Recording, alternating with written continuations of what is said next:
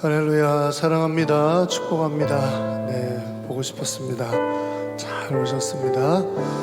자, 우리 마스크를 쓰고 있으니까 눈으로만 우리 옆에 있는 분들하고 눈 크게 뜨면서 사랑합니다. 서로 좀 인사하실까요? 사랑합니다. 잘 오셨습니다. 아멘. 오늘도 찬양하며 주 앞에 나아갈 때 우리 주님 하늘의 문 여시고 세상에서 경험할 수 없는 깊은 주의 은혜로 온전히 채워주실 줄 믿습니다. 우리 주님께 영광의 박수, 감사의 박수 드리시겠습니다. 할렐루야. 다 같이 일어나시겠습니다. 일어나셔서 다 찬양하여라 찬양함으로 오늘 예배 시작하겠습니다.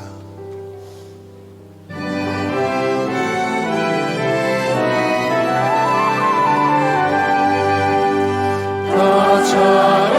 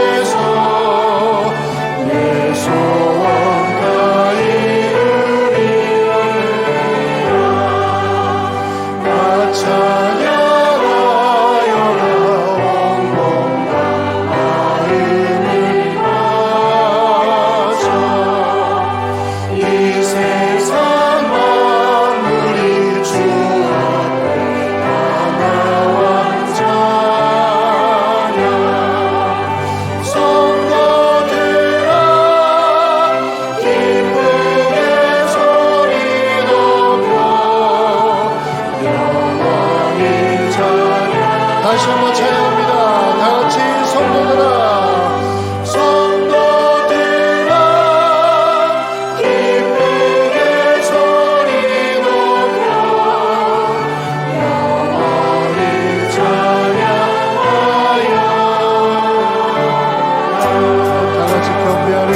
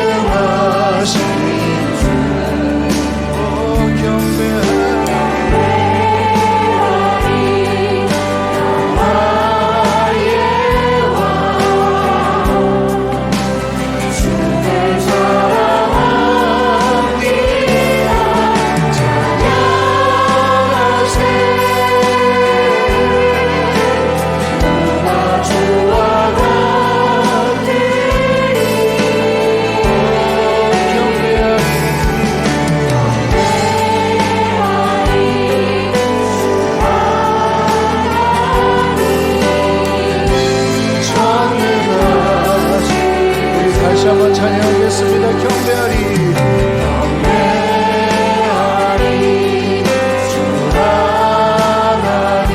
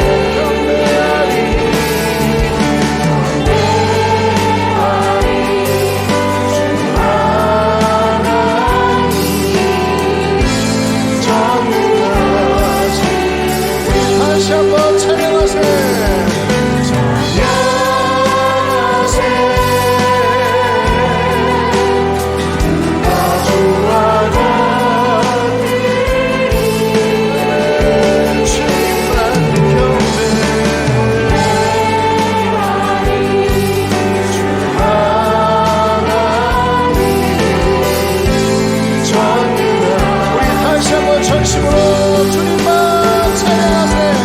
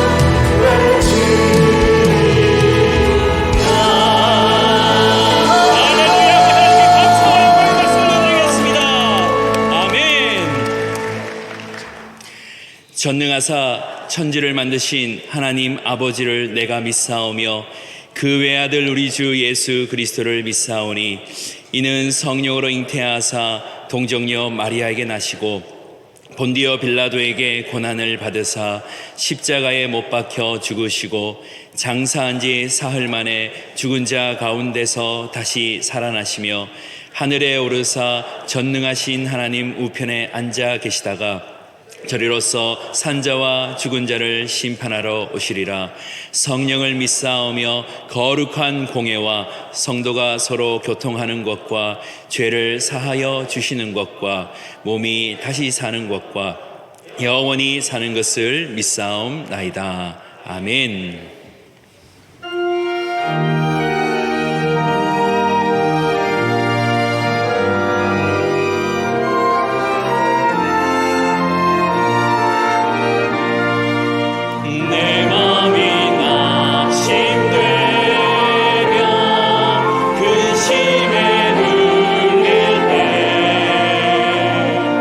주께서 내게 오사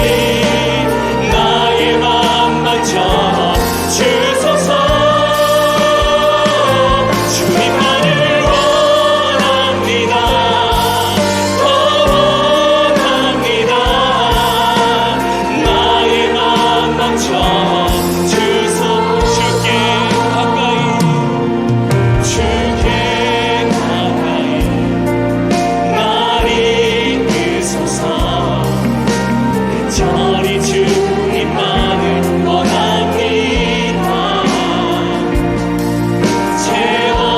채워주소서 주의 사랑을 진정한 찬양 드릴 수 목마른 나의 영혼 목마른 나의 영혼 주를 부르니 나의 맘만 채워주소서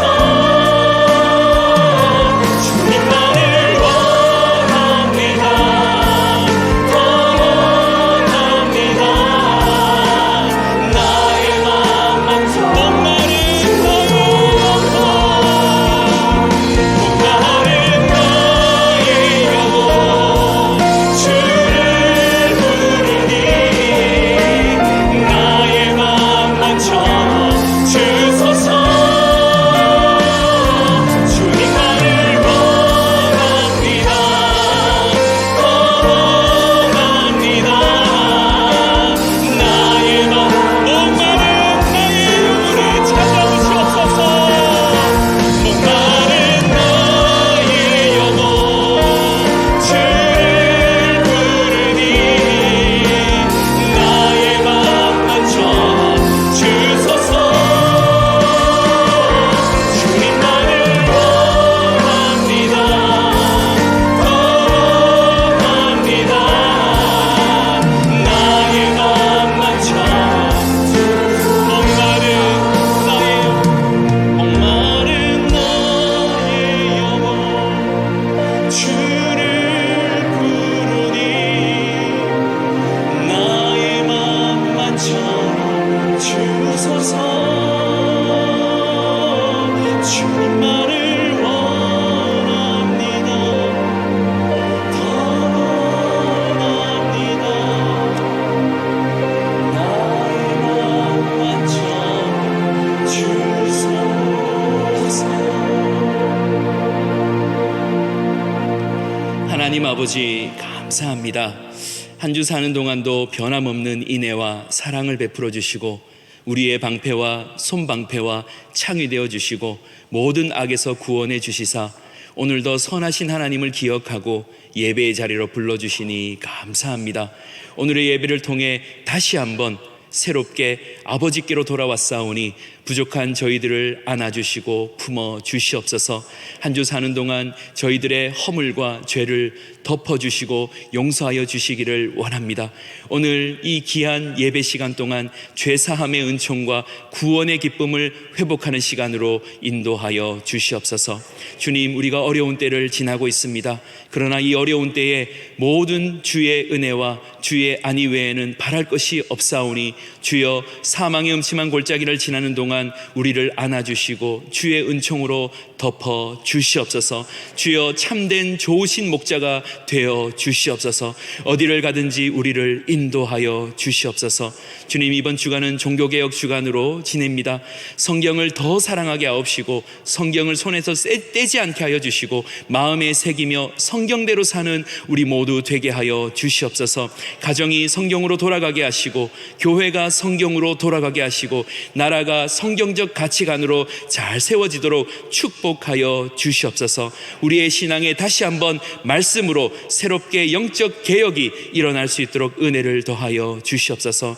주님, 우리 사랑하는 수용로 교회를 위해 기도합니다. 이 어려운 때를 지나는 동안 그럼에도 불구하고 구원의 방주의 역할을 잘 감당할 수 있는 수용로 교회 되게 하여 주시옵소서. 부산과 민족과 열방을 변화시키는 복음의 전초기지로 사용하여 주시옵소서. 1800여 개의 사랑방을 축복하사 소외되고 지친 영혼들을 위로하며 잃은 영혼을 주께로 돌아오게 하는 하나님의 품이 되는 사랑방 되게 하여 주시옵소서. 특별히 열방에 흩어진 선교사님들과 국내에 계신 선교사님들을 기억하시고 우리 교회가 섬기고 있는 1300여 명의 선교사님과 330여 개의 농어촌 미자립 교회들을 붙들어 주시고 그 외에도 모든 선교사님들과 어려운 교회들을 붙들어 주시사 마음껏 주의 교회의 사명 감당하며 어려울 때 더 기쁘고 좋은 소식이 오가도록 은혜를 더하여 주시옵소서. 오늘 예배를 주님 앞에 드립니다. 주님이 기쁨으로 받으시는 예배 되게 하여 주시옵소서. 말씀을 전하시는 우리 담임 목사님 성령의 충만함으로 덮어주시고 듣는 우리 모두가 말씀에 30배, 60배, 100배의 결실을 맺는 옥토밭 될 수 있도록 은혜 더하여 주시옵소서. 기쁨으로 찬양을 올려드리는 찬양대의 찬양을 받아주시고 복을 내려주시고 그 찬양이 우리 공동체 모두의 신앙 고백 되게 하여 주시옵소서. 모든 것 주님 앞에 의탁드리며 예수님의 이름으로 기도합니다. 아멘.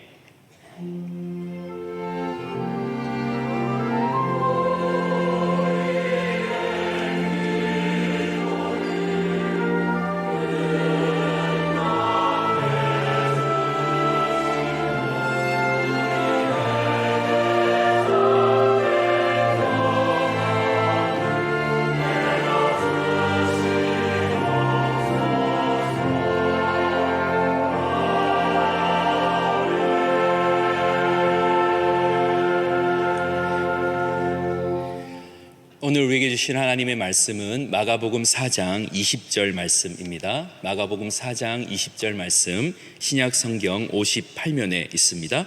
마가복음 4장 20절 말씀 제가 봉독하겠습니다. 예배 중이라도 마스크를 착용해 주시면 많은 도움이 되겠습니다.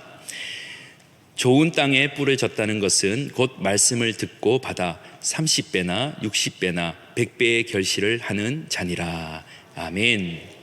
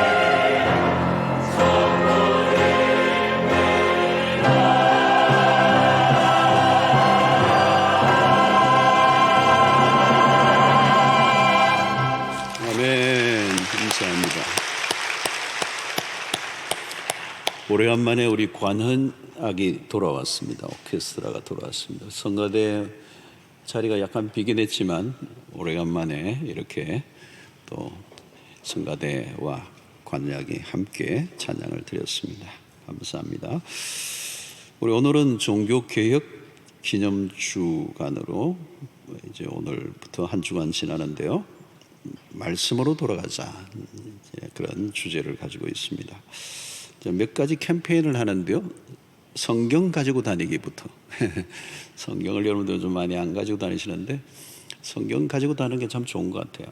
저도 이제 아이패드로 이제 새벽에도 이제 이렇게 글자가 좀 선명해서 이제 글을 들었는데, 성경책을 들고 다니는 것보다는 못한 것 같아요. 그래서 제가 이제 최근에는 아이패드 던져버리고 이렇게 성경을 들고 좀 큰 거를 들고 다니고 메모도 하고 이제 이러니까 역시 이렇게 책으로 된 거, 종이로 된 게 참 힘이 있는 것 같아요. 성경을 주일날 들고 오시는 것 자체가 굉장히 참 좋은 것 같아요. 성경을 들고 다니는 거. 예.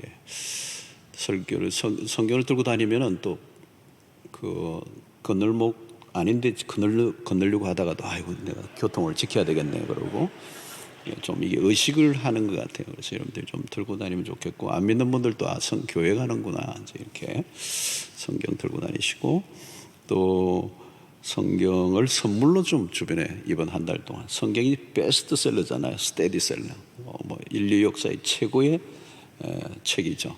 여러분들 선물을 또 하시고, 또 말씀 묵상도 하시고, 매일 성경을 구입을 해주시면 11호로 12호가 나왔습니다.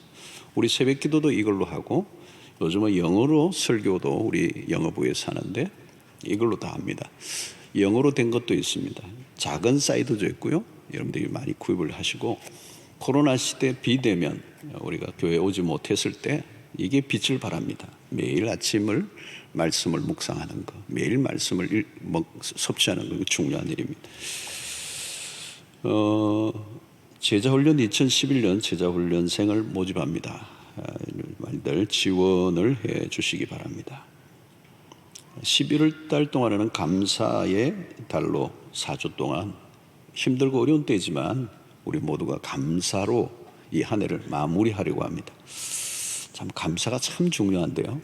아무리 힘들어도 감사하면 이미 승리한 것입니다. 그렇기 때문에 감사로 11월 달은 도배를 하려고 합니다. 많은 프로그램들이 있는데 여러분들이 함께 참여하시면 큰 은혜가 될 것입니다. 11월 달에는 가족 전도의 달, 가족을 부탁해. 그래서 우리 안 믿는 부모님들, 또 아니면 자녀들, 우리 가족들, 친지들 복음 전하는 기회로 11월 달에 하기를 원합니다. 많이들 동참해 주시기를 바랍니다. 자, 이제 앞뒤적으로 인사를 나누도록 하겠습니다. 주 안에서 코로나 넉넉히 이깁시다. 이렇게 인사합시다.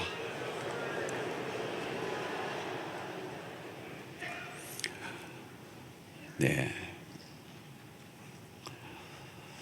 오늘은 마가복음 강해 30번째인데요. 30번째인데 씨 뿌리는 비유의 네 번째가 되겠습니다. 씨 뿌리는 비유. 네 종류의 밭인데 네 번째 주일, 좋은 땅입니다.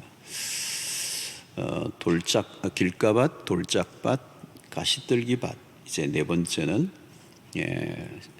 좋은 땅, 옥토라고 그러죠. 말씀을 어떻게 받아들였느냐에 따라서 전혀 다른 세계가 열리는 겁니다. 그래서 말씀을 받을 때 태도를 보면 구원받은 사람인가 아닌가가 이렇게 갈라지게 돼요. 그리고 그 사람이 영적인 사람인가 비영적인 사람인가, 이 말씀을 받을 때 태도를 보면 이제 나오는 겁니다. 하나님의 나라에 속한 사람인가 아니면 세상에 속한 자인가, 말씀을 뿌릴 때 반응을 보면 이제 알 수가 있는 겁니다. 무엇을 생각하고 있는지, 또 어떤 경우에는 이 말씀을 받을 때 이분이 성장을 하고 있는가, 말씀으로 성장하고 있는 사람인가 아니면 성장이 멈춰버린 사람인가, 이런 것들이 말씀을 받을 때 우리의 태도, 반응에 따라 결정이 됩니다. 자, 예수님은 이 씨 뿌리는 비유를 통해서 하나님의 나라, 눈에는 보이지 않지만 실제적인 나라, 그 나라가 하나님의 말씀으로 이루어져 가고 있음을 이 씨 뿌리는 비유를 통해서 알려주고 있습니다. 자, 이 씨 뿌리는 비유에서 매우 중요한 것은 결실을 거두는 것입니다.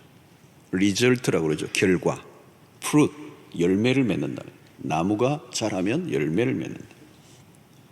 근데 이 비유를 통하여 우리가 알 수 있는 것처럼 네 종류의 밭 중에서 세 종류의 밭은 결실을 거두지 못했습니다.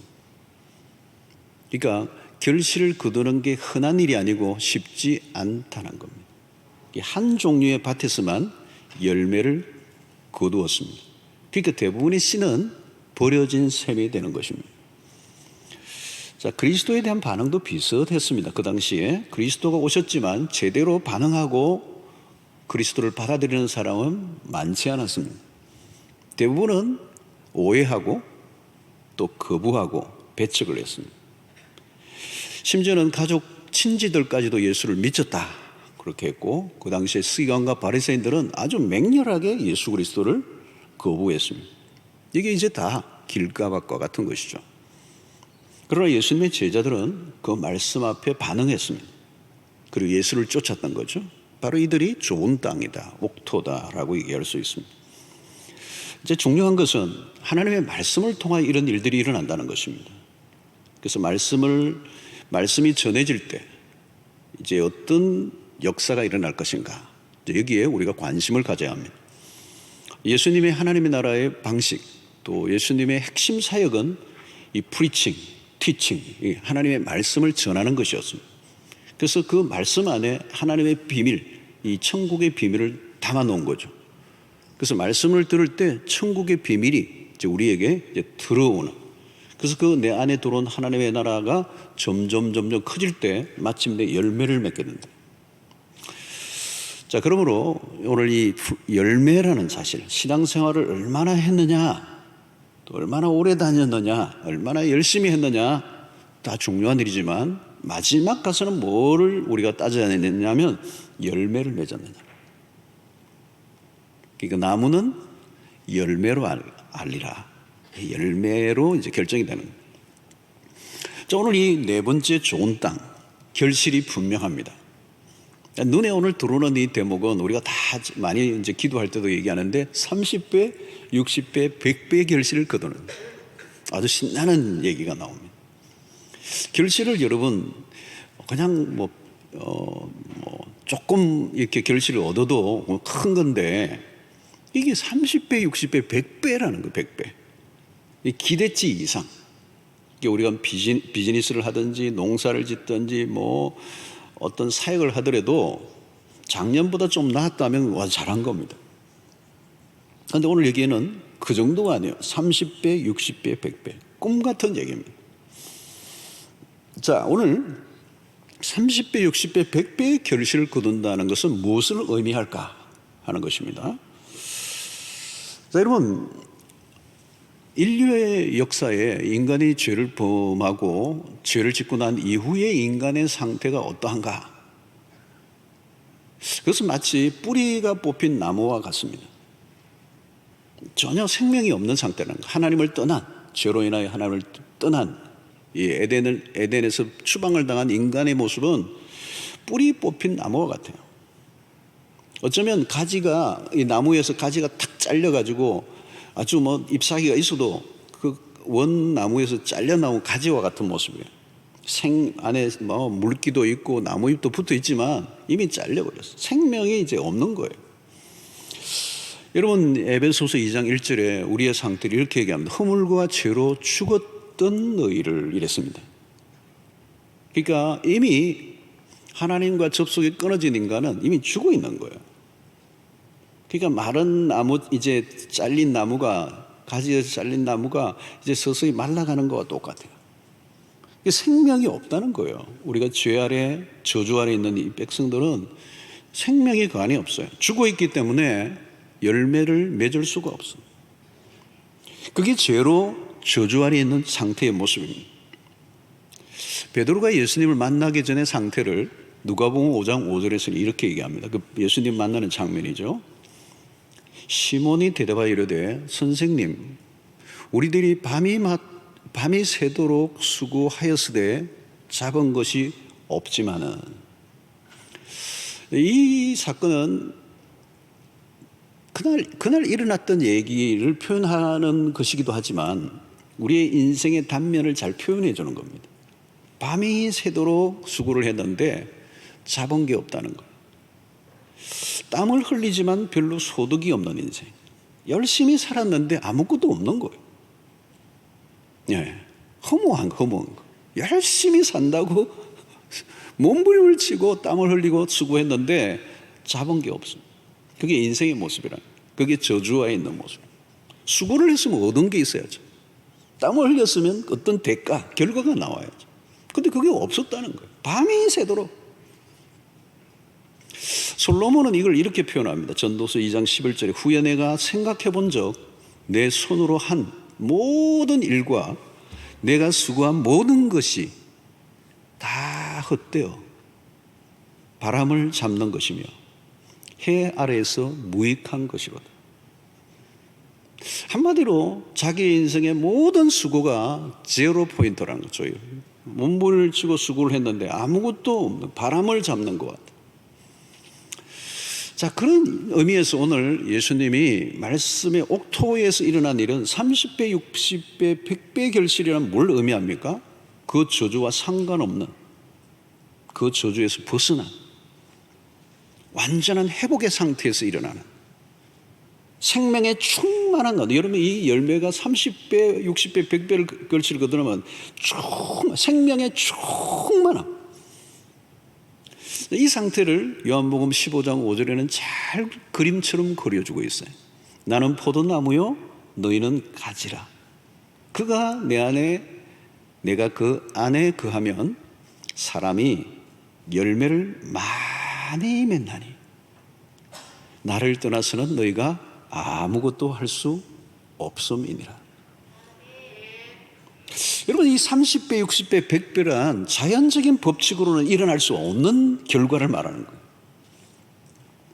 이건 뭐예요, 여러분? 말씀의 위력이라는 거예요. 말씀의 위력. 성령으로 말씀이 역사할 때 죽었던 자들을 일으킵니다. 에스겔의 환상 가운데 마른 해골대의 환상을 봅니다.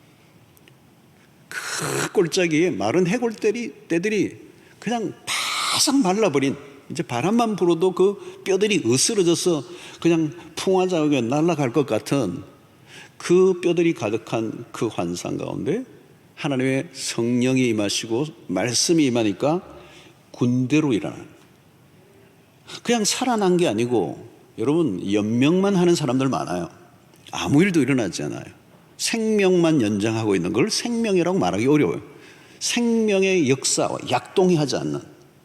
그런데 이 성령의 바람이 불고 말씀의 바람이 부니까 이 마른 해골대가 군대가 되어서 일어나는, 군대, 강력한 힘을 가진 군대가 되는 거예요. 바로 그것이 말씀을 통하여 일어나는 거예요. 그래서 30배, 60배, 100배의 결실은 말씀으로 어떤 일들이 일어나는 것을 지금 말씀하는데요. 이 말씀이 가진 생명의 충만함, 생명력, 그 어떤 외부의 압력과 방해와 장애물에도 제한을 받지 않는, 시련과 핍박이 와도 흔들리지 않게 만드는 힘이 어디에서 나오느냐? 말씀에서 나온다. 여러분, 이 말씀 안에서 주어지는 이 꽉 찬 생명, 죽음의 어떤 기운마저도 뚫고 들어올 수 없는 그 생명력을 무엇을 통하여 우리에게 주느냐? 말씀을 통하여 준다. 자, 그러면 관건은 무엇인가 하면 어떻게 하면 이 좋은 땅이 될 수 있는가 하는 것입니다. 씨는 틀림없는데 문제는 땅이에요. 우선 우리가 좋은 땅이 되려고 하면 우리가 앞부분에서 언급했던 세 가지의 밭을 피해야 합니다. 첫째가 뭐였어요? 길가밭입니다. 완악한 마음. 여러분, 이 완악한 마음이 있으면 말씀이 들어갈 수가 없죠. 전혀 말씀을 들으려고 하지 않는 사람, 무관심한 사람, 냉담한 사람. 왜 그렇죠, 여러분? 무엇인가 자기의 것으로 꽉 차 있는 거예요. 그 상태를 우리는 뭐라고 얘기합니까? 교만하다 얘기하는. 말씀에 저항하는 것입니다. 길가봐. 둘째는 돌짝밭이에요. 뿌리가 얕아요. 그 말씀을 가볍게 받습니다.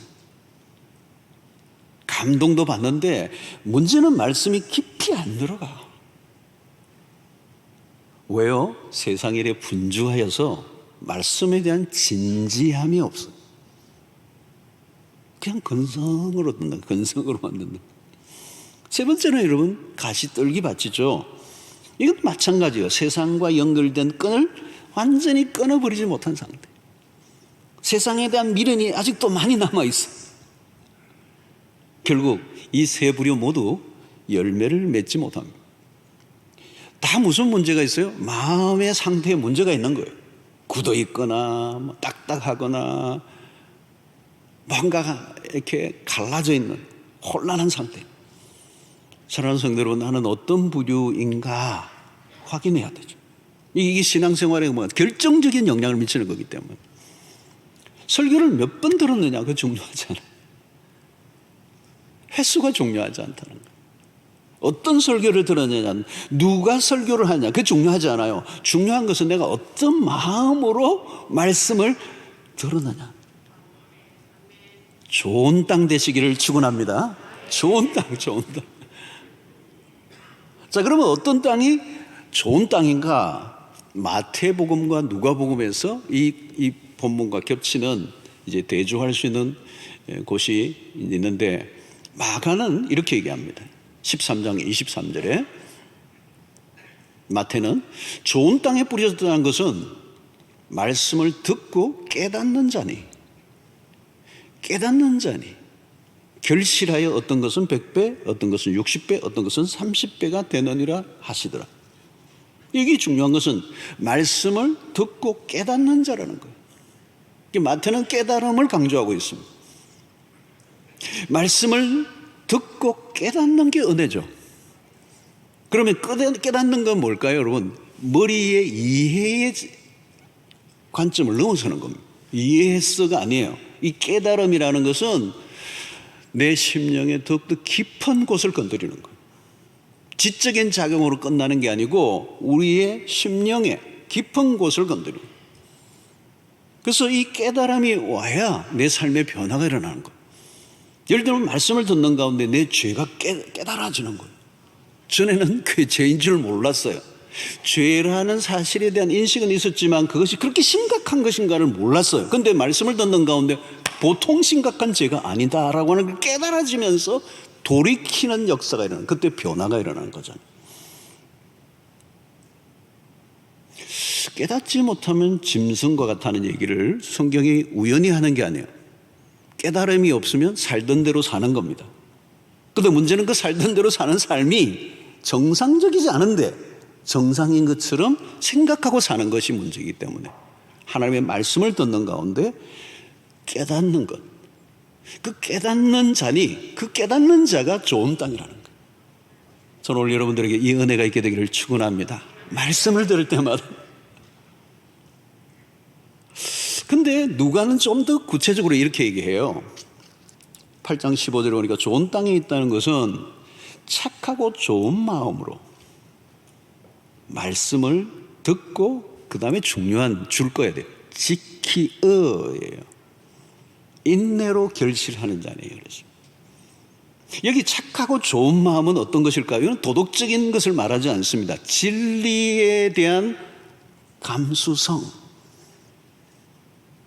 진리에 대한 열린 태도, 그것을 가진 사람이 착하고 좋은 마음을 가진 사람입니다. 겉으로는 굉장히 착하고 좋은 사람처럼 보이는데 진리에 대해서 매우 거부하는 마음을 가지고 있는 사람이라면 그의 착함은 굉장히 위선적인 것일 가능성이 높아요. 진리에 대해서 정직하게 반응하는 사람입니다. 누가는 여기서 핵심은 뭐냐? 좋은 땅은 듣고 지키어라고. 여러분, 말씀을 들을 뿐만 아니라 실행에 옮기는 것을 누가는 강조하고 있습니다. 여러분, 듣고 깨달았다면 도대체 그 깨달음이 뭔가 하는 거예요. 그 깨달았다면, 그 깨달음이 진정 깨달았다면 그 다음 단계는 뭐예요? 지켜야 한다는 거예요. 감동을 나 엄청 많이 받았어. 그런데 가만히 실천하지 않는다면 그 감동은 의미가 없는 거예요. 여러분, 말씀을 깨닫고 은혜를 받았다면 분명하게 일어나는 현상 가운데 하나가 말씀을 따라 살고 싶은 마음이 일어나는 거예요. 물론 말씀을 지키는 건 어렵고 말씀을 다 못 지키지만 분명한 것은 말씀을 따라 살고는 싶어. 그래서 노력을 하는 거예요. 그러니까 최고의 청정은 누군가 하면 말씀을 잘 듣고 앉아있는 사람이기도 하지만 더 중요한 것은 말씀을 실행에 옮기는 사람들. 여러분, 말씀에 순종하려고 귀를 기울이는 사람과 순종에 전혀 마음이 없는 상태 속에서 말씀을 듣고 있는 사람은 하늘과 땅 차이. 사실 여러분, 내가 말씀을 듣고 실천하려고 하는 실천에 초점을 맞추면요, 누가 설교를 해도 상관없어요. 은혜 받게 돼 있어요. 왜냐하면 나는 그 말씀의 실천의 목적이 있기 때문에. 훌륭한 설교를 들으면 내 삶이 변하네? 그렇지 않아요. 그러니까 여기 매우 중요한 것은 지키어라는 거예요. 듣고 지키어. 마태복음 7장 24절이 예수님의 주옥 같은 설교, 산상수훈의 마태복음 5장과 6장과 7장 3장에 더 멋있는 설교를 하시죠. 이런 설교는 없죠. 예수님이 직접 하신 설교니까. 최고의 설교인데 이 설교를 끝내고 마지막 결론이 이거예요. 예수님이 설교를 하시고 마지막 결론이 마태복음 7장 24절. 그러므로 누구든지, 이게 이제 결론을 나온, 그러므로 누구든지 나의 이 말을 듣고 행하는 자는 여기 줄 거예요. 그 집을 반석 위에 지은 지혜로운 사람 같으리니. 말씀을 듣고 지키어 누가는 인내로 결실하는 자. 그 말씀하고 지금 예수님이 이 말씀하고 일치를 하는 겁니다. 여러분, 속지 마십시오. 좋은 말씀 많이 들었다고 내가 좋은 신자가 되느냐? 아닙니다. 어떤 분은 말씀을 들으면 막 가슴이 막 뛴대. 막 눈물이 나고 막 가슴이 찡하고 그랬대.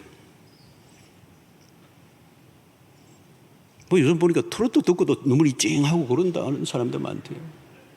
그걸로 끝나면 아무것도 안 해요. 실천하는 일이 없다면 다 의미가 없다는 거예요. 자, 여러분, 신앙생활 하다 보면 오래 했어요. 오래 했는데 뭔가 내 안에 만족이 없고 허무하고 공허하고 채워지지 않고 막 그렇고 신나는 것도 없고. 여러분, 여러 가지 요인이 있을 수 있는데 그 중에 중요한 요인이 하나 있어요. 그게 뭐냐면 내 삶의 변화가 일어나지 않기 때문에. 공회전을 하기 때문에. 회전 목마를 타고 있는 거예요. 어제나 그제나 똑같은 거예요. 이유는 뭘까요? 말씀의 실천이 없기 때문에. 변화는 실천을 통하여 말씀을 지키어. 여러분, 우리의 신앙의 최고의 기쁨은 삶의 변화입니다. 작년과 내가 너무 달라. 10년 전 끔찍해. 그리고 지금도 계속 변화를 내가 경험하고 있는 분들은 기쁨이 있어요. 기쁨. 흥분이 돼요. 기대감이 있어요. 하나님의 말씀의 생명력이 무엇인지를 실천하면서 느끼는 거예요. 내 삶의 순간순간마다 하나님의 말씀이 주어질 때 힘들긴 하지만 하나님의 말씀을 어느 날 묵상하는데, 야, 너 그거 포기해. 하나님 안 돼요. 포기해. 근데 며칠 후에 또 말씀 묵상하는데 욕심을 내려놔. 그 말이죠. 순종에 옮기는 거죠. 힘들지만 하나님의 말씀 앞에 순종하는데 어느 날 그 말씀이 능력이 있다는 깨닫는 거예요. 사랑하는 성도 여러분, 이 말씀을 제대로 받으면 가공할 만한 결과가 일어나요. 왜 그런가 하면 말씀의 씨 안에 있는 이 생명력 때문에 그렇습니다. 하나님의 말씀은 그냥 이론이 아닙니다. 그냥 무슨 뭐 소설이나 인문학이나 철학을 읽는 그런 거하고는 달라요. 하나님의 말씀의 능력이 그 자체. 요한복음 1장 1절로 4절에 보면 어마어마한 얘기가 나오는데 우리가 다 이해는 못해요. 너무너무 심오해가지고. 그러나 우리가 이제 볼 수는 있습니다. 1절 보십시다. 태초에 말씀이 계시니라. 태초에 이 창세기 1장과 연결이 됩니다. 태초에 말씀이 계시니라. 이 말씀이 하나님과 함께 계셨다. 이 말씀은 곧 하나님이시니라. 그가 태초에 하나님과 함께 계셨고 만물이 그로 말미암아 지은 바 되었으니 지은 것이 하나도 그가 없이는 된 것이 없느니라. 그 안에 생명이 있었으니 이 생명은 사람들의 빛이라. 그러니까 여기 놀라운 말씀인데 요한이 하고 있는 거예요. 말씀, 로고스, 말씀, 하나님, 생명, 빛, 이런 모든 단어들이, 어마어마한 단어들이 다 동격으로 사용되고 있어요. 이것을 1장 14절에서는 이렇게 표현을 마지막으로 해요. 말씀이 육신이 되어 말씀이 육신이 되어 우리 가운데 거하심에 우리가 그의 영광을 보니 아버지의 독생자의 영광이요 은혜와 진리가 충만하더라. 우리가 받아들이기에 어마어마한 메시지. 여기에 말씀이 육신이 되어 우리 가운데 거하신다라고는 이 말씀. 그러니까 우리가 말씀을 받는 행위는 그냥 무슨 이런 스토리를 받는 게 아니고 그 말씀을 받는 자체는 그리스도의 존재 자체를 받아들이는 거예요. 이게 말씀이 육신이 되어 말씀을 받아들이는 순간 그리스도의 인격, 그리스도의 존재가 우리 안으로 들어와 계신 거예요. 그 말씀을 받는 것과 그리스도를 모셔드리는 것은 동일하네요. 그래서 말씀과 그리스도는 분리되지 않습니다. 그래서 하나님의 말씀을 받을 때 우리 안에 그 말씀을 잘 듣는다는 것은 이해하는 정도가 아니라 그 말씀이 내 안에 피가 되고 살이 되고 그것이 그리스도의 인격이 내 온몸을 사로잡는, 그때 그 말씀이 우리 안에 마치 우리가 밥을 먹으면 그 밥이 우리 안에서 많은 여러 가지 작용을 해서 우리에게 피와 살이 되는 것처럼 그 말씀과 내가 분리될 수 없는 성육신의 역사가 일어납니다. 그때 우리가 말씀을 읽지만 말씀을 그냥 읽는 게 아니라 말씀과 내가 호흡하고 대화하는. 그래서 이사야 6장에 보면 누가 나를 위하여 갈꼬라고 얘기할 때 그 음성을 받고 이사야가 막바로 내가 여기 있나이다 나를 보내소서 이렇게 반응하는 것처럼, 예수님의 제자들에게 나를 따라오라라고 얘기할 때 그냥 모든 거물을 버려두고 예수를 쫓았던 것처럼 천지개벽의 역사가 일어난다는. 여러분, 유명한 어거스틴이 있습니다. 어느 날 이 막 방탕한 삶을 살았던 사람이에요. 그런데 어느 날 이렇게 옆집 정원에서 무슨 소리가 들리는 거예요. 톨레레게 이게 라틴어인데 이 집어서 읽으라라고 하는 그런 말이에요. 그게 반복해서 들리는데 어린 아이의 노래소리 갑자기 옆집에서 들려오는 거예요. 그 자기도 모르게 자기 집에 들어가서 황급하게 성경을 찾아서 딱 읽는데 로마서 13장 14절의 말씀이 딱 눈안에 들어오는 거예요. 그 구절을 읽는 순간 그냥 하나님의 은혜가 본물처럼 밀고 들어오는 거예요. 소위 말하면 은혜의 급섭이에요. 밀고 들어오는 거예요. 도무지 저항할 수 없는 하나님의 은혜, 그러니까 그리스도의 존재가 그의 인생 가운데 밀고 들어오신 거예요. 뒤집어져 버린 거예요. 뒤집어져 버렸어요. 그의 인생이 완전히 바뀌는, 기독교 역사의 신학의 집대성에 어마어마한 공을 세운 어거스틴으로 변화되는 거예요. 그 출발점에 뭐가 있어요? 하나님의 말씀이. 그러니까 말씀이 그냥 들려오는 게 아니라 존재를 흔들어버리는 인생을 완전히 바꿔놓는 역사예요. 마틴 루터도 마찬가지죠. 종교개혁을 할 때 로마서 1장 16절 17절의 말씀이 그의 영혼을 완전 강탈을 해버린 거예요. 그래서 생명을 내걸고 유럽을 흔들고 온 세계를 흔드는 이 종교개혁의 출발점이 된 거예요. 자, 그러면 여러분, 이 말씀의 능력은 아무리 강조해도 부족해. 아무리 강조해도 부족해. 이 말씀이 우리 안에 들어올 때, 성육신 될 때, 마이너스 인생으로 밤이 새도록 수고를 하여서는 아무것도 얻은 것이 없었던 허망한 저주 아래 있던 삶의 고리를 다 풀어버리고 말씀이 생명력의 역사가 일어나면서 그 인생이 풀리는 플러스 인생, 멀티플 인생, 30배, 60, 100배의 결실을 얻는 인생이 막 풀려지는. 왜? 그리스도의 존재가 내 안에 들어와 계시니까. 그리스도의 말씀이 내 안에, 모든 것이 그로 말미암아 지음바된 그 말씀, 그 하나님, 그 로고스가, 그 생명의 빛이 내 안에 들어와 버리니 이 은혜가 있게 되기를 축원합니다. 이 맛을 봐야 돼. 이 맛을 봐야 돼. 오늘 이 본문이 참 종교개혁 기념주일하고 딱 맞아떨어서 너무 감사해요. 자, 그러면 결실은 구체적으로 어떤 것입니까? 첫째는 그리스도의 형상으로의 회복이에요. 골로새서 3장 16절에 참 멋있는 구절이 하나 나와요. 그리스도의 말씀이 너희 속에 풍성히 거하여. 자글자글한 게 아니고 풍성히 거하여. 여러분, 기독교는 초월적 명상, 자기를 비우는 방식, 그게 아니에요. 말씀이 우리 안에, 우리 속을 채우는 작업.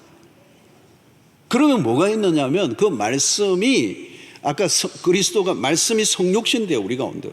그러면 우리의 삶에 말씀이 채워진다는 말은 그리스도가 채워진다는 말이에요. 그리스도가 채워지면 그리스도의 형상이 우리 안에 드러나는 거예요. 그래서 여러분, 열매를 얘기할 때, 이 결실을 얘기할 때 빼놓을 수 없는 게 성령의 열매입니다.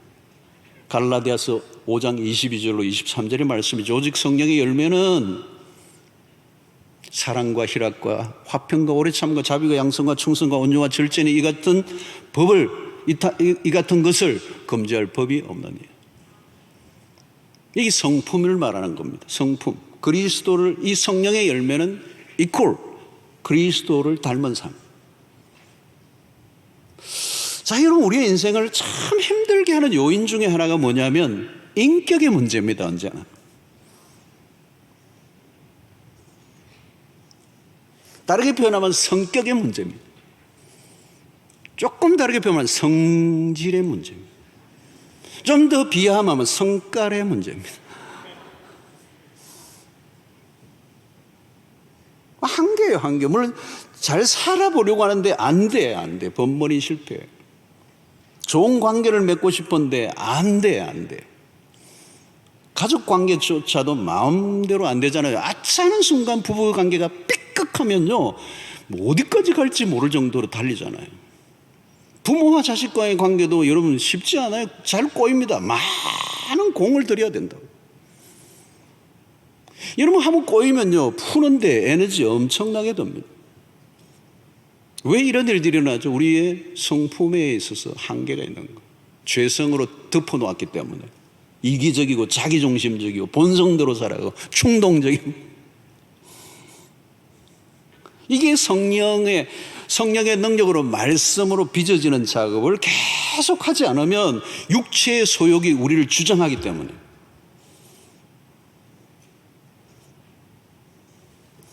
여러분, 그리스도를 닮은 삶은 하루아침에 일어나지 않습니다. 열매가 그렇잖아요. 하루아침에 만들어지지 않잖아요. 사역 열심히 잘할 수 있습니다. 막 교회 막 10개 막 개척할 수도 있습니다. 그런데 성품의 변화는 쉽지가 않습니다. 여러분, 우리의 성품의 변화가 되지 않으면 깨진 그릇을 갖고 있는 것과 똑같아요. 뭐 붓는데 다 없어요, 나중에 보면. 열심히 했는데 나중에 보면 없어요. 왜냐하면 성품이, 그릇이 깨어져 있는 거예요. 담지를 못하는 거예요. 여러분, 성품을 보시면 이게 담는 그릇을 말하는 겁니다. 여러분, 성품의 변화가 일어나면 모든 게 열려요. 삶이 풍성해지고요. 최고의 기쁨은 사실 관계의 기쁨이잖아요. 하나님과의 관계 회복의 기쁨, 이웃과의 관계 회복의 기쁨. 그 관계가 풀리면 삶의 역동이 막 일어나고 다이나믹해지고 모든 게 회복이 일어나고 치유가 일어나고. 뭐 이게 뭐 열심히 하는데도 뭐 딱 가장 가까운 관계가 더 꼬여 있고 이러면 뭐 기쁨도 없죠. 힘들잖아요. 에너지를 다 빼앗아 가고. 오늘 하나님의 말씀으로 매일매일 조금씩 우리의 모난 인격의 부분들을 말씀으로 깎아 나갈 때 그리스도를 닮아간, 그 그리스도를 닮게 될 때 우리에게 찾아오는 놀라운 것은 우리의 삶의 모든 영역이 풀린다는 거예요. 사역도 풀리고 묶여있는 게 다 풀리는 거예요. 그 삶에 탄력이 붙고 동력자들이 막 붙고 일이 어렵게 되던 게 다 그냥 쉽게 풀려나는. 여러분, 사람을 얻는다는 게 얼마나 놀라운 것입니까? 나 혼자 하는 게 아니라 여러 사람이 함께 해보세요. 동력해보세요. 바울 사도가 언제 혼자 사역했습니까? 로마서 16장을 보면 그와 함께 동력했던 사람들이 얼마나 많습니까? 그러니까 바울 자신이 혼자 해낼 수 없는 일들을 30배, 60배, 100배 결실을 거두는 역사들이 일어나는 거죠. 바울은 이 성령의 열매를 귀중하게 다루고 우리 인생에 살아가면 살아갈수록 말씀을 통하여 우리의 성품의 변화가 일어날 때 그런 30배, 60배, 100배 결실이 일어나게 될 줄로 믿습니다. 자, 두 번째는 이 씨 뿌리는 비유의 초점은 어디에 있느냐면 밭에, 사실 마음의 상태에 초점이 있는 건 아니에요. 초점은 하나님의 나라예요.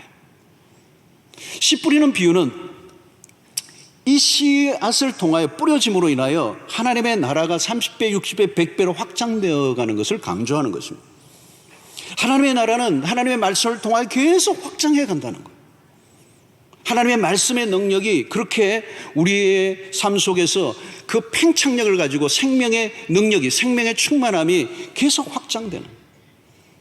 여러분, 한 사람이 예수를 제대로 믿으면 복음이 들어오잖아요. 생명의 구원을 얻고 생명의 역사가 우리 안에 파도가 치면 결국은 누가 어떻게 하죠? 그냥 얘기를 하고 싶어요. 누구에게인가. 그게 전도죠. 여러분, 전도할 때도 여러분 예수 믿는 사람들은 얼굴에 빛깔이 있는 거예요. 그 생명력이 있는 거예요. 생명력. 세상은 그게 없어요, 여러분. 우리는 부활의 생명을 믿거든요. 부활의 생명이 우리 안에 들어왔단 말이죠. 우리 안에 자원이 하나님이란 말이죠. 그것이 말씀을 통하여 끊임없이 공급되기 때문에 그 충만함이 퍼져나가는 게 전도예요. 저절로 내 속에 그 생명이 차 있으면 흘러가게 됐다는 거예요. 그게 뭐 전도주를 주든지 뭘 하든지. 그래서 이 생명이 죽어있는 자들에게 접속한, 내가 죽었던 자가 살아났다는 걸 아는 경험을 가지고 있는 사람은 다른 사람을 생명의 길로 이끌고자 싶은 마음이 막 일어나게 돼 있어. 저 죽었네, 저 사람도 죽었네, 돈은 많은데 죽었네, 출산했네, 죽어있네. 그게 보이는 거죠. 하나님의 말씀이 우리 안에 들어올 때 그 말씀의 능력을 맛본 사람들은 이제 다른 사람들에게 그것을 전하는 것입니다. 이제 말씀을 전하면 우리가 알지 못하는 결과가 일어나는 거예요. 초대교회도 여러분 문제가 터진 적이 있죠. 구제 문제 때문에 사도들이 막 이렇게 교회 안에 막 뭐 좀 복잡한 일이 생기니까 사도들이 정신을 차리고 7 집사를 세우고 사도들이 자기들이 해야 될 본래 사역으로 돌아가려고 했어요. 그게 사도행전 6장 4절입니다. 우리가 잘 아는 구절이죠. 우리는 이 사도들이 말한 우리는 오직 기도하는 일과 말씀 사역에 힘쓰리라 하니. 자, 이 말은 사도들이 말씀과 기도 사역에 집중하기로 했어요. 자, 이 결단이 있자 말자 6장 7절 바로 3절 후에 하나님의 말씀이 점점 왕성하여 예루살렘에 있는 제자의 수가 더 심히 많아지고 허다한 제사장의 무리도 이 도에 복종하니라 그랬어요. 여러분, 말씀 사역이 왕성해지니까 예수 제자의 수가 심히 많아졌다는 거예요. 이게 뭐 30배인지 60배인지 100배인지 알 길이 없지만 이 사도들이 핵심적인 사역을 붙잡으니까 말씀 사역을 통하여 생명의 역사가 폭발적으로 일어났다는 거예요. 여러분, 사도행전의 2장에서도 우리가 알 수 있는 것처럼 베드로가 성령에 충만하여서 말씀을 전하니까 하루에 몇천 명요? 3,000명이 죽게 되더라고요. 한 사람이 말씀을 받고 은혜를 받아 말씀을 전했더니, 복음을 전했더니 하루에 3,000명이 죽게로 돌아오냐. 이건 몇 배입니까, 여러분? 3,000배죠. 사랑하는 성도 여러분, 이것은 누가 특별한 사람이 하는 일이 아니라 누구든지 하나님의 말씀을 누군가와 나누고 누군가에게 하나님의 말씀을 전하면 말씀 자체의 능력이 있기 때문에 그가 받아들이면 30배, 60배, 100배의 결실은 오늘 누구를 통해서도 일어날 줄로 믿습니다. 전하는데 뭐 그 사람이 안 받아들이면 그건 상관없어요. 여러분, 우리가 하는 일은 그게 아니고 그 말씀의 능력을 믿고 내가 경험했기 때문에 다른 사람의 복음을 전하는 거예요. 그러면 틀림없이 네 밭 중에 한 밭이 있을 거예요. 좋은 땅이 나와 이 전하는 씨앗이 마저 떨어질 때가 있어요. 그때 30배, 60배, 100배, 1000배의 역사도 일어날 수 있는 거예요. 이러면 이 일은 지금도 일어나고 있어요. 자, 여러분, 오늘 중요한 것은 이 자꾸 오늘 설교가 길어져서 좀 줄여야 할 것 같은데 말씀을 전하는 이 시간에 사단도 같이 역사를 해요, 여러분. 우리 앞부분에서 살펴봤던 것은 사단이 말씀을 빼앗아가 버린다. 두 가지를 해요. 말씀이 떨어질 때 빼앗아가 버리는 것이 사단의 하는 일이고, 그것으로 끝나지 않고 거짓된 씨앗을 뿌리는 거죠. 오늘 우리 시대에 여러분 보십시오. 얼마나 많은 것. 하나님의 백성들이 말씀을 뿌리기도 하지만 사단은 그 현장에 다른 씨앗들을 막 뿌리는 거죠. 그 뿌리는 씨앗들이 뭐예요? 거짓된 것들이에요. 이런 공산주의도 마찬가지고, 찰스 다윈이 19세기에 찰스 다윈이 진화론이라고 하는 것을 수학 교사가 그걸 만들어 가지고 19세기 이후에 온 세계에 그 진화론을 뿌려 가지고 얼마나 많은 사람들이 거기에 이미 오염되어 있어요. 그 씨앗을 뿌려버린 거예요. 여러분, 오늘날 베스트셀러로 팔리는 책들 가운데서 그런 게 있고요. 수많은 사람들이 클릭하는 유튜브 안에도 그런 게 있고요. 어쩔 수 없이 우리가 매일 보고 듣고 영향을 받는, 내가 무엇을 보고 무엇을 듣고 있느냐가 우리의 인생을 결정하는 중요한 것, 요소가 되는 것입니다. 우리 안에 하나님의 나라가 커져가고 있는가, 사단의 왕국이 커져가고 있는가, 기준은 하나님의 말씀을 내가 어떻게 받아들이고 있는가를 보면 아는 것입니다. 오늘날은 무신론이 강세를 띠고 있어요. 신은 죽었다 정도가 아니라 인간이 신을 만들었다라고 하는 책들이 나오고 있고, 사람들이 거기에 환호를 하고 있는 이 시대에 신앙도 가지기 전에, 하나님을 만나기도 전에 잘못된 이론과 사상과 이념들의 책들을 읽으면 어떻게 될까요? 먹은 대로 나오는 거예요. 먹은 대로 영향을 받는 것이죠. 오늘 영적 전쟁이 크게 일어나고 있어요.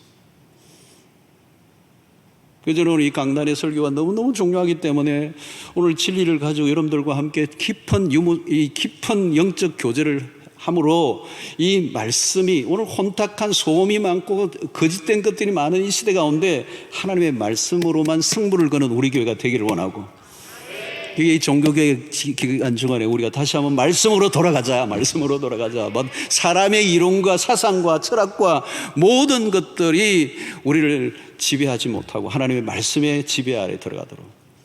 자, 그렇다면 여러분 어때요? 지금 하나님의 말씀을 듣는 이 순간은 매우 중요한 시간입니다.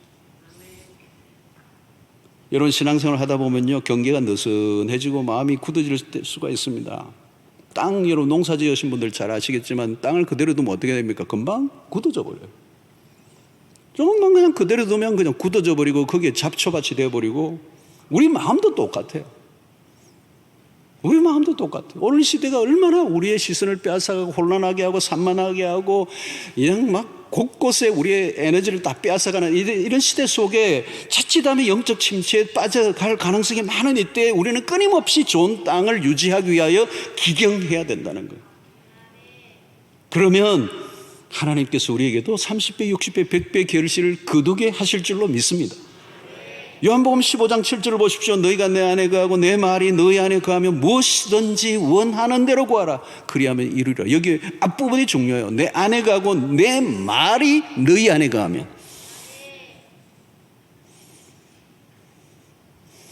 사랑하는 성도 여러분, 모든 일상이 말씀 중심으로 돌아갈 수 있기를 축원합니다. 다른 어떤 것보다 말씀에 먼저 귀를 기울이시고 무엇을 하든지 항상 하나님의 말씀에 답을 찾으시기를 바랍니다. 성경 말씀을 통하여 하나님의 음성을 듣는 법을 습득하시기 바랍니다. 삶의 전 구조를 말씀 중심의 체제로 한번 바꿔보십시오. 자녀 교육이든지 사업이든지 인간관계든지 우리의 신앙의 모든 영역에 말씀이 중심에 서게 하는 것. 성도 여러분, 우리는 세상의 것들이 부족해서 불행해질 수 있는 사람들이 아닙니다. 하나님의 백성들은 하나님의 말씀이면 충분히 이 세상을 이기고도 남습니다. 삶이 힘들고 신앙생활이 힘들어 갈수록 하나님의 말씀을 더 가까이 하실 수 있게 되기를 축원합니다. 나도 모르게 세상의 힘을 믿고 의지하려고 하는 성향이 자꾸 일어나기 때문에 그때마다 더 가까이 하나님의 말씀을 붙잡고, 오늘도 찬양했어요. 주께 가까이 나가기를 원하는 주께 어떻게 해요? 하나님의 말씀을 가까이 하는 게 주께 가까이. 하나님의 말씀을 가까이 하지 않고 주께로 가까이 가는 길이 어떻게 가능해요? 여러분, 주일날도 마찬가지죠. 몸과 마음의 컨디션을 조절하셔서 일주일 중에 내 컨디션이 최상의 상태가 되어서 주일날 와 보십시오. 그리고 오늘 주실 말씀이 무엇인지 기대하고 사모함으로 한번 와 보십시오. 저는 요즘 마가복음을 하고 있으니까 여러분 예상 가능한 본문이잖아요. 그 읽고 또 읽고 또 읽고 또 묵상하고, 그리고 일찍 오셔서 설교를 듣는 자신의 영혼을 위하여, 설교 말씀을 선포할 설교자를 위하여 기도하는, 토요일날 저녁은 가능한 일찍 잠자리에 들고 피곤한 몸을 이끌고 나와 말씀에 집중하기 어렵습니다. 말씀이 그냥 마음이 내킬 때만 성경을 펴지 말고 일상 속에 늘 말씀을 가까이 하는. 여러분, 성경책도요 많이 사세요. 여러분들의 집에 많이 두세요. 거실에도 하나 두고, 책상 앞에도 하나 두고, 화장실에도 하나 두고, 예, 막 곳곳에 있어요. 차에도 하나 두고. 그게 좋아요. 그게 좋아. 아이고, 뭐 성경 좀 읽고 했는데 멀리 있네. 아이고, 그냥 다음에 읽지. 편리하게 곳곳. 사랑하는 성도 여러분, 결국은 우리의 인생은 말씀과의 관계의 모든 것이 결정돼요. 말씀을 잘 받는 성도 되시기를 바라고, 말씀을 깨닫는 은혜가 있기를 바라고, 말씀을 지키어내는 하나님의 백성들이 되심으로, 여러분, 열매는 우리가 맺는 거 아니에요. 열매는 그냥 맺혀지는 거예요. 하나님의 말씀을 따라 살다 보면 묶인 게 다 풀려나고, 꼬인 게 해결되고, 나도 모르게 내 성품의 변화가 일어나고, 떠났던 사람과 화해가 일어나고, 나도 모르게 마음이 넓어지고 용서가 되고 사랑이 되고 하는 일들이 풀려지기 시작하고, 모든 저주에서 벗어나고 생명의 충만함으로 30배, 60배, 100배의 결실을 거두는 놀라운 일들이 이 말씀을 통하여 일어난다는 사실을 믿고, 이 말씀에 생명을 걸고 우선순위에 두고 살아가는 여러분들 되시기를 주의 이름으로 축원합니다. 하나님 아버지, 오늘 또 우리에게 주신 말씀 기억하고 우리의 삶에 말씀을 받을 때마다 아멘 화답할 뿐만 아니라 말씀대로 살아 30배, 60배, 100배의 결실을 거두는 인생 되게 하여 주시옵소서. 예수님의 이름으로 기도하옵나이다. 아멘.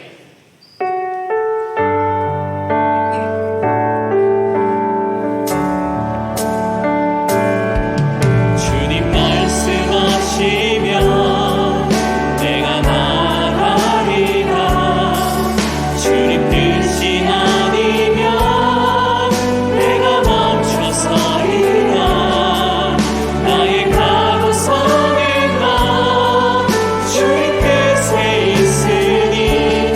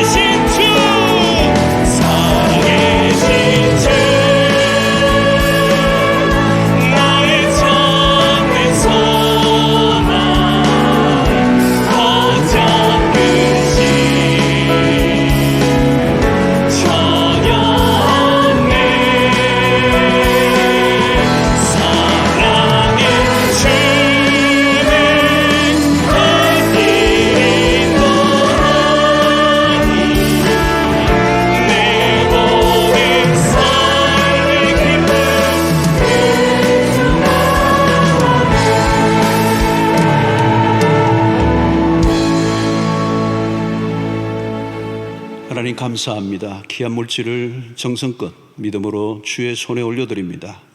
하나님의 나라와 복음을 위해서 귀하게 쓰여지게 하여 주시옵소서.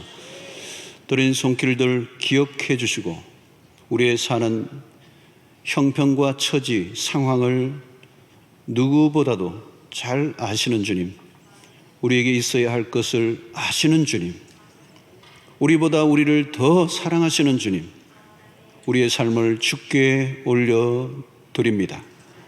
우리의 염려하는 것까지 다 주님께 맡겨드립니다. 주님의 신실하심으로 우리의 삶의 전 영역을 간섭하시고 다스려 주셔서 주의 선하신 뜻이 우리의 삶을 통하여 드러나게 하여 주시옵소서. 하나님, 세상은 요동치고 미래는 한치도 앞을 우리는 알 수가 없고 우리는 매우 연약합니다. 하나님, 자랑할 것 아무것도 없습니다. 오직 주만이 우리의 소망이 되시고 우리의 자랑이 되시고 우리의 능력이 되심을 선포합니다. 하나님만이 영광을 받으시고 주의 주권적 손길로 우리를 붙잡아 주시고 우리의 가는 길을 인도하여 주시옵소서. 내일을 알지 못하지만 지금 여전히 우리의 삶 속에 살아계신 하나님 한 분 믿고 우리가 당당하게 살아갈 수 있도록 인도해 주시옵소서. 연약한 지체들을 기억하여 주시고 특별히 병중에 있는 성도들, 육체적 정신적 질병을 주님 고쳐 주시옵시고 살게 하여 주시옵시고 말씀의 광선이 비추어지게 하여 주시고 치료의 광선이 비추어지게 하여 주시옵시고 성령의 바람이 불게 하여 주셔서 우리가 상상하지 못하는 일들이 일어나게 하여 주시옵시고 세상에서는 끝이라고 얘기하지만 하나님은 그 끝지점에서 시작하시는 분이심을 믿게 하여 주시옵시고 어떤 절망적인 상황에서도 낙심하지 않고 주님을 바라보고 의지하고 하나님의 믿음 안에서 승리를 맛보게 하여 주시옵소서. 이제 세상으로 돌아오는 주의 백성들 한 걸음 한 걸음을 인도하시고 한 주간 우리의 삶의 전 삶을 주님께서 인도해 주시옵소서. 오늘도 교회를 위해 수고하는 일꾼들에게 복을 주시고 등록한 새로운 가족들 축복하여 주셔서 믿음의 신실한 일꾼들 다 되게 하여 주시옵소서. 예수님의 이름으로 기도하옵나이다. 아멘.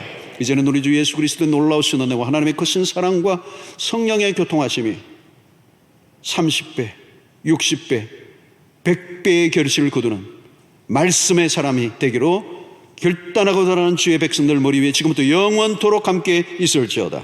아멘.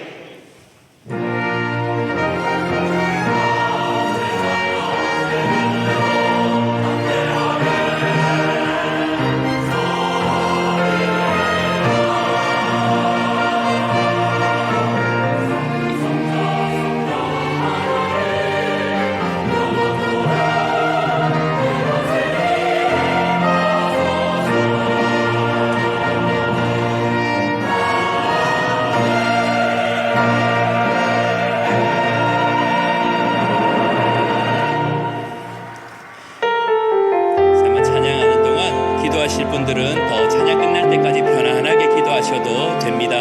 여러분의 삶을 응원합니다.